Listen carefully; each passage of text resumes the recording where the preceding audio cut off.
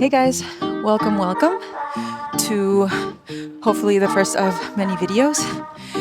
As I mentioned in the first video, the idea is to do a small mini series on the different gyms that Stockholm has to offer.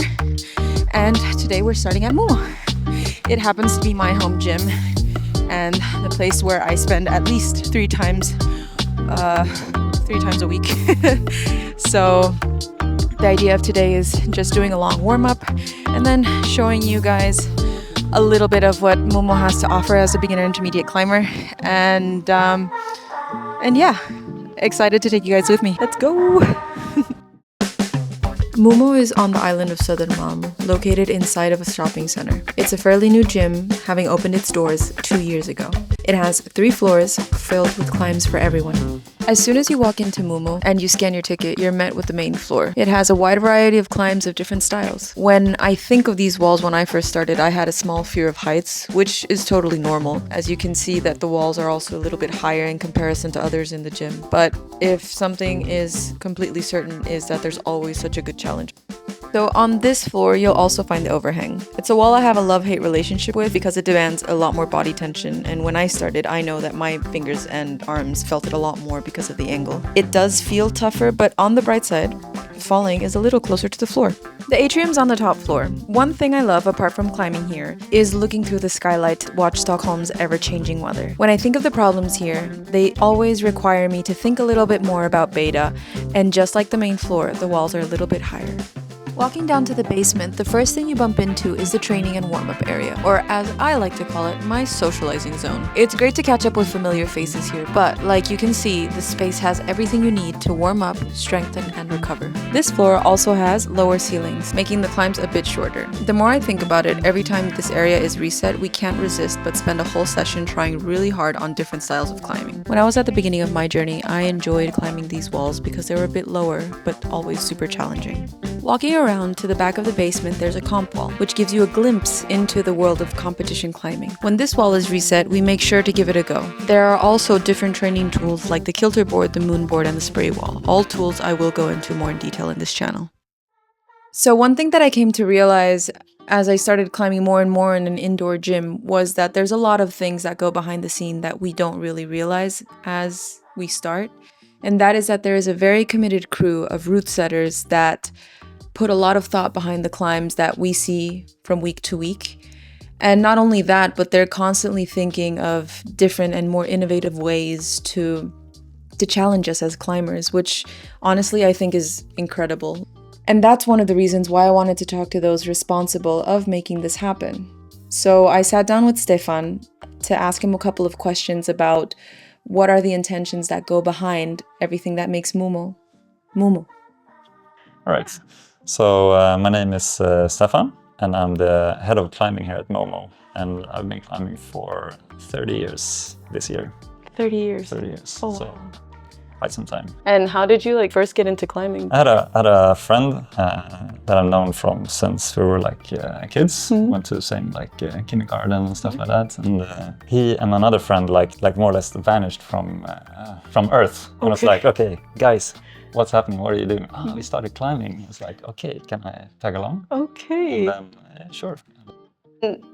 Going into a little bit about the gym now, we're sitting at Moumo, more in the yoga area right now. When it comes to the gym, what is the overall vibe or atmosphere that you want to achieve? I think from my perspective, I want everyone to feel at home and they're experiencing real climbing, if anyone knows what that is, because I've been climbing for such a long time, and I have seen the sports or climbing evolve in different ways, and now nowadays there are a lot of people that only climb indoors, and they're missing out on small nuances and technicalities that you not really get when you climb inside in a normal setting. But with all the route setters are really seasoned, so they have really a good skill set to challenge climbers. Yeah.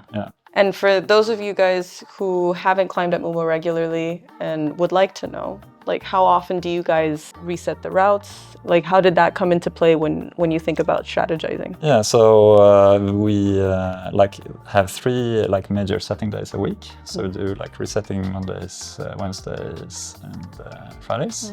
So yeah, we aim to have like around 35 new boulders every week. Yeah, because Moumo is like, it's not a big gym, so but we also want to offer like so much like continuity in the setting, and like so we want to reset. Yeah. Through the route setting, how do you think the team is able to foster like community at Moumo? We want to challenge our climbers, yeah, and we don't want to build ladders for people to climb on, and we want climbers that are like want to challenge themselves, like both physically but also like mentally. Yeah. So okay, even that, like for instance, sometimes you can struggle on like a easy boulder, like a blue plus or whatever. Like okay, it's not going to be a giveaway, because it's not just only about the physicality. It's sometimes it's like the technical skill on things, and also like if you take like outdoor bouldering into consideration, you can struggle. Like a problem would be equivalent to like a green boulder here, but outside it can be like super difficult until you find like the right sequence, and then you do it like super easy. So it varies. yeah, for sure. Yeah. And how do you guys manage to keep everything fresh and innovative over time? What do you do? Yeah, we do a lot of events. We do one main event a month. Like it can be like from like a bigger reset, like those community sessions that we have, like on Fridays, like you come to Moumo, we do like heaps of new boulders and like a DJ, like it's a nice vibe. Yeah. It's a nice vibe. Or we can do like mock competitions for like the national team. Like they come here, we do like a set. That's also nice for the route setters to get like an extra extra challenge for them. So we try to be as active as possible, but not trying to do too much at the same time. So. Like if you had an unlimited budget, what feature or what innovation would you add to your gym, would you say? Adjustable walls. That would be really cool, like to have like panels that you can shift. Okay. Does that exist somewhere in the world? Yeah, like they're quite expensive, of course. But I have seen some like smaller gyms have perhaps like have a kilter board and a moon board, and then have like 2 or 3 panels that they can do setting as well. Like that's super cool. Yeah. I didn't know that existed. Yeah. Like I'm very new to climbing, so there's a lot of things that I don't know. Yeah. But that's super cool.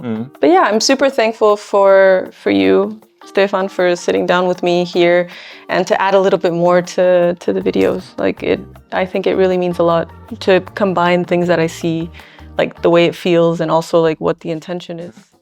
I thought that the natural next step is to show you guys the grading system here and some of the climbs. The climbs at Moumo are marked by different colored tags that range from green to yellow. You can find these indications around different parts of the gym just in case you don't remember. The way you start the climbs is where you see 2 tags of the same color that, be it on one hold or on 2 different holds, that's where you start. And the end will be marked by a single tag, and you have to finish with both of your hands on that one hold.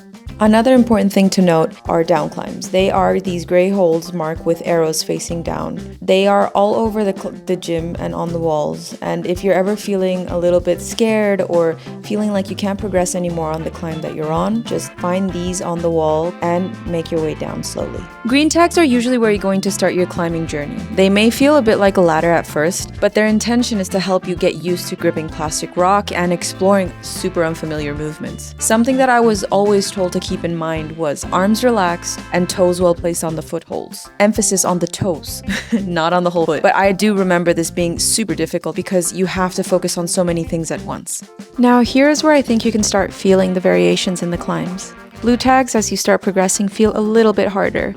This particular climb and this tag might feel a little bit more difficult, and that depends on various factors such as the type of wall that you're climbing, the setter that set it, amongst other things. This means that we have to focus a tad bit more on technique, but don't fear that word is not scary. It's a skill that we start gaining the more we climb. Oof. this climb. I have to admit that I didn't flash this one. So as a recommendation, when you do start trying out red tags, I would definitely start looking and reading the route before you hop on. It's not like I took my own advice, or I do most of the time, but I would definitely recommend it. This way you get an idea of the direction and the moves that you need to do, and in that way you save energy as you go up. I would say that the red tag's difficulty can vary from similar factors, such as what I mentioned in the other climb. And this one has a bit smaller holds and requires thinking a little bit more in the way you want to move and also how you want to place your feet.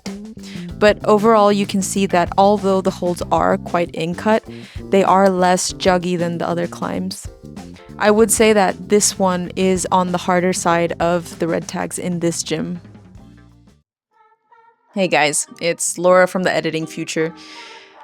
I have just finished editing this video and it took a while. I did take my sweet time, and that's because I wanted everything to make sense. And I thought with my first edit, I really wanted to be able to nail that connection between the gym itself and all the work that goes behind it. I know that when I started my climbing journey, it wasn't smooth. It took me a while to get into it until I found the gym that really spoke to me in the sense of creating a community, making friends, laughing, struggling together, getting yelled at while I'm on the wall. I think moving forward, there will be more episodes as well. And each episode will be unique and special because every single gym has a different story. So I'm really excited to take you guys on this very long journey that we're gonna embark on.